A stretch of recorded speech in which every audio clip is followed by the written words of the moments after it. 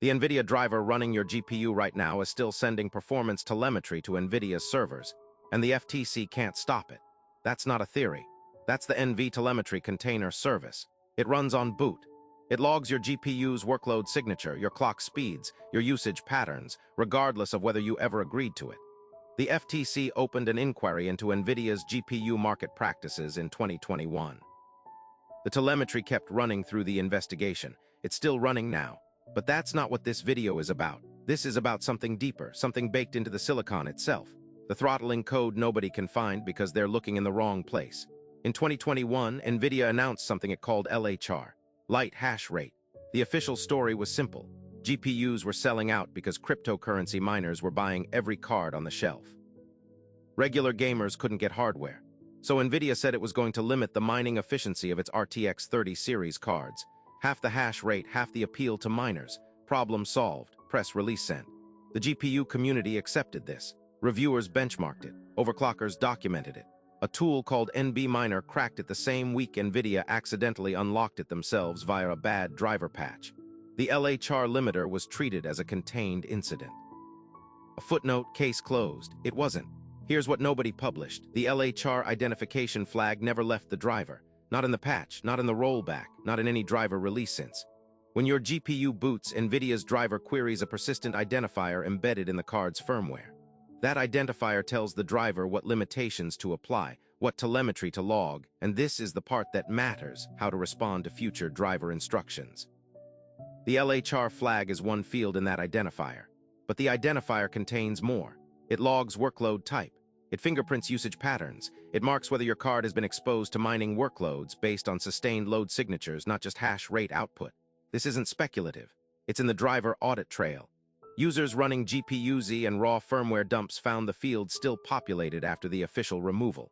Nvidia said the limiter was gone. What they removed was the enforcement. The identifier stayed. The classification stayed. Your GPU is still being labeled by Nvidia right now as you run it, and that label follows the card. And it's still running. In late 2021, the FTC sent Nvidia a second request during its review of the $40 billion ARM acquisition.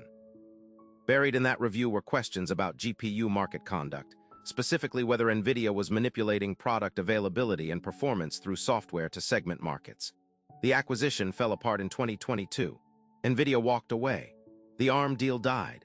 And with it, every open question about GPU driver conduct disappeared from the regulator's desk. The FTC never published findings on the throttling inquiry. No subpoena results, no technical review of the driver stack.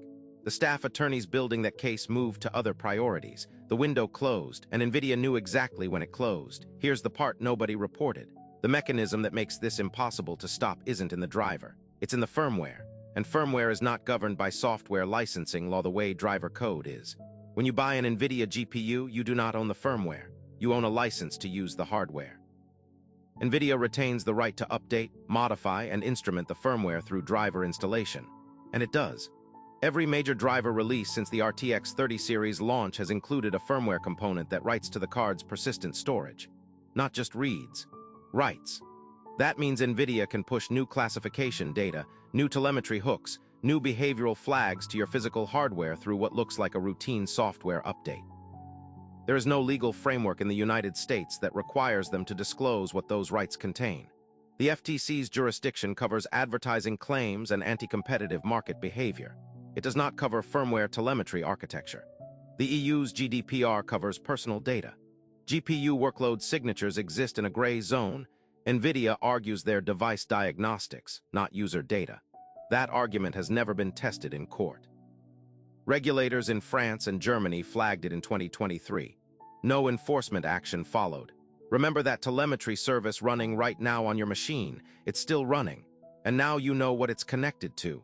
The code nobody can find isn't hidden. It's written in a language regulators don't speak yet. Your GPU, the one running your games, your renders, your AI workloads right now, contains a persistent identifier that Nvidia can read, update, and act on through any driver you install. Every performance benchmark you run is logged against that identifier. Every workload type is classified.